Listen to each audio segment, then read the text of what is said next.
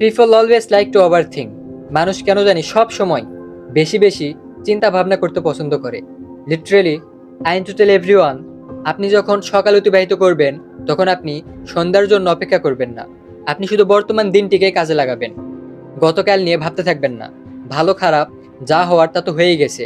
আগামীকাল নিয়েও অযথা টেনশন করবেন না, কারণ আগামীকাল তা অনেক দূরে। সূর্যের তাপ থেকে ছায়া এবং দিনের আলো প্রদানকারী, আপনি শুধু বর্তমান দিনটিকে ফোকাস করবেন। আপনার জীবন শুধুমাত্র বর্তমান দিনটি। তাই আপনি বর্তমান দিনটিকে খুব ভালোভাবে কাজে লাগাবেন, বর্তমান দিনটিকে খুব ভালোভাবে উপভোগ করবেন। আপনাকে এটা মনে করতে হবে যে আপনি আজকে জন্ম নিয়েছেন এবং আজকের দিনেই আপনি মৃত্যুবরণ করবেন। তাই আপনি আজকের দিনটির জন্যই খুব ভালোভাবে নামাজ পড়বেন, চিন্তা ভাবনা করে কোরআন তেলাওয়াত করবেন, অন্তরের প্রশান্তি সহ জিকির করবেন, সব সময় সব কাজে মধ্যম পন্থা অবলম্বন করবেন এবং নিজের আখলাক, নিজের চরিত্র সুন্দর করার চেষ্টা করবেন এবং সব সময় অন্যের উপকার করার চেষ্টা করবেন। আপনার জীবন হলো কিছু সেকেন্ড, কিছু মিনিট, কিছু ঘন্টা, কিছু সপ্তাহ, কিছু মাস, কিছু বছরের সমষ্টি।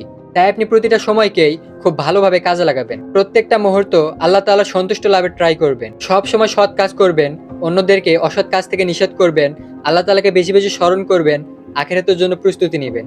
আপনার রিজিক, আপনার স্ত্রী, আপনার সন্তান সন্ততি, আপনার বেতন ভাতা, আপনার চাকরি বাকরি, আপনার টাকা পয়সা, আপনার গাড়ি বাড়ি, আপনার অবস্থান নিয়ে আপনি সব সময় সন্তুষ্ট থাকবেন। অতিরিক্তের জন্য কখনো আফসোস করবেন না। আল্লাহ তাআলা ইরশাদ করেন, ফাখুজ মা আতাইতুকা ওয়া কুম মিনাশ শাকিরিন।